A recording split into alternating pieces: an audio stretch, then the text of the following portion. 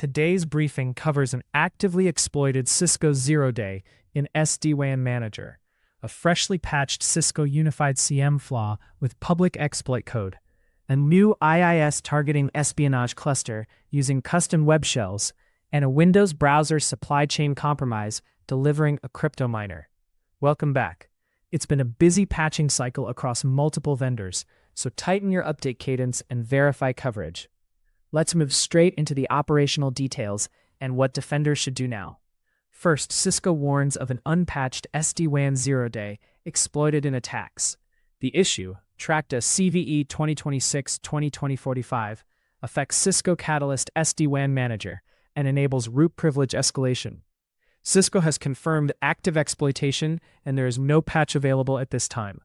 High severity, unpatched, and under active attack. This is the definition of a fast-moving risk. It matters because SD-WAN Manager is the control plane for branch connectivity. Root on that system can mean comprehensive access to policy, credentials, and potential pivot points across distributed sites. For defenders, immediately restrict exposure of SD-WAN Manager to trusted administrative networks and VPNs only. Disable unnecessary external access, and increase monitoring on the host for privilege changes, unexpected processes, and configuration modifications. Pull vendor advisories for any interim mitigations, harden authentication to the management interface, and prepare for rapid patch deployment once a fix is released. Review logs for suspicious admin activity and validate integrity of device templates and credentials stored by the manager. Second, Cisco has patched CVE 2026-2230 in Unified Communications Manager as exploit code goes public. This flaw allows an unauthenticated attacker on the network to write files to the system and then escalate to root. It is a server-side request forgery issue, and proof-of-concept exploit code is already available. Cisco's incident response team says it has not observed in-the-wild exploitation yet, but the public PoC shortens the runway. The impact is significant because voice and collaboration infrastructure often sits in sensitive network segments and may be less frequently patched than web-facing systems, making it an attractive target for lateral movement. The defender takeaway is straightforward. Prioritize patching unified CM immediately.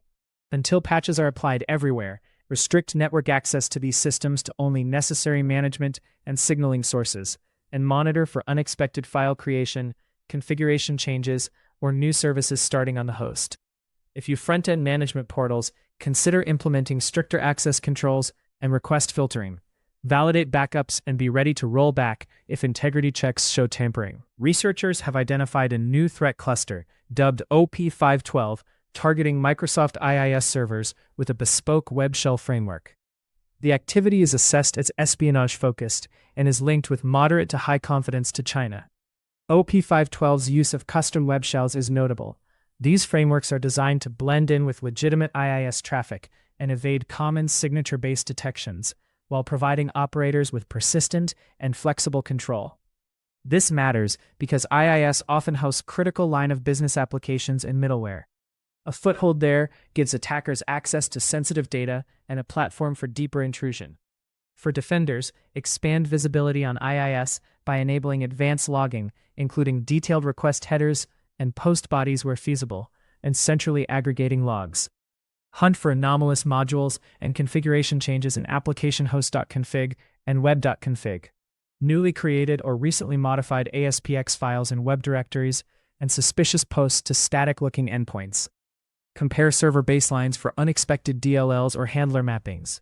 If compromise is suspected, isolate the system, collect forensic artifacts, and rebuild from trusted media. Keep IIS and dependent applications fully patched. Restrict write permissions in web routes, and enforce least privilege for application pools.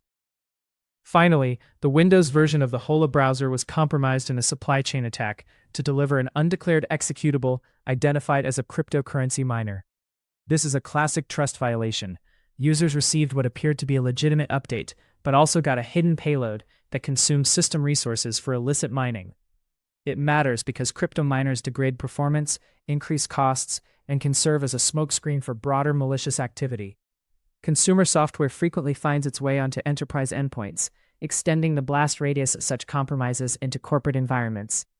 The Defender takeaway is to inventory and, if possible, temporarily block the whole browser on Windows until the vendor provides clear remediation guidance. Scan endpoints for minor artifacts and sustained high CPU usage, and watch for unusual egress traffic associated with mining pools. Where affected, remove the browser, reimage or clean the host as policy dictates, and reinstall only from a trusted verified source once the supply chain is confirmed remediated. Reinforce application allow lists and tighten software distribution controls to reduce exposure to similar events. Zooming out, with multiple vendors pushing patches and advisories this week, the operational rhythm matters.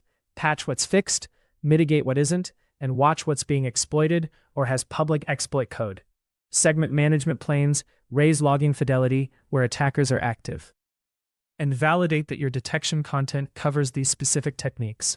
If this briefing helped your planning, subscribe for the next operational rundown, share it with your team, and drop a comment with what you want prioritized next week. Stay safe, keep patches moving, and keep telemetry close.